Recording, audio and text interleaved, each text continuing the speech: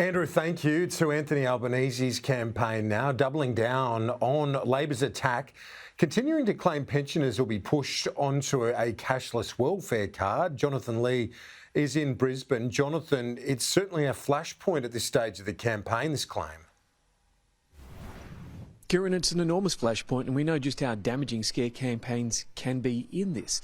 We talked about it specifically in the last election with the allegations around a death tax and how effective that was for the coalition. And this time around, the opposition's making darn sure that they strike as hard as they can at the coalition. They're running a three-pronged strategy at the moment.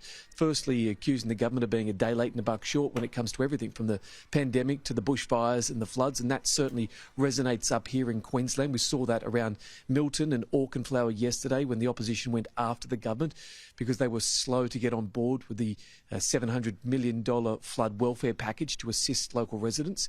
We've also seen that with the Mediscare campaign, accusing the coalition of wanting to wind back and wind up Medicare if they are re-elected, and that is again damaging. And the third prong to that is now talking about pushing pensioners onto this cashless welfare card, in effect a paternalistic card which prevents pensioners being able to spend money as they would. We've seen it being used with some welfare recipients in chosen communities, and the allegation from the opposition now is that the government wants to do that with pensioners. It's being outright refuted by the government, but that doesn't stop that doesn't stop the opposition using it and using that campaign effectively, as we've once again seen today. Well, here's what Anne Ruston said. And people can make their own judgment. Here's what she said. In 2020, during this term of this Parliament, this minister said this: "We're seeking to put all income management onto the universal platform, which is the cashless debit card."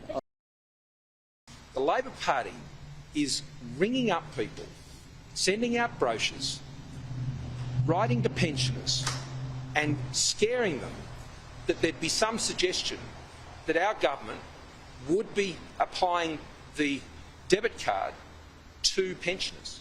It's just simply not true. And Anthony Albanese needs to come clean on this. If he wants to talk about trust and integrity, then he should show some today, and the Labor Party should stop frightening pensioners. It is an out-and-out disgusting lie. Kieran, it was a much more robust day of campaigning from the opposition leader today. He announced further assistance for a local volunteer organisation responding to flood disasters. He also was much more aggressive in his messaging. We've seen him struggle over recent days to really cut through during his press conferences. Once again, he was with Jim Chalmers again today, and Murray Watt, the Senator, certainly gives him much more potency when he's answering the media questions. He really started to double down on some of his key messaging, and it started to cut through in his answers. He's certainly going to need a lot more of that. It'll be very interesting to watch how he combats Scott Morrison at the Leaders' debate tomorrow night, Kieran.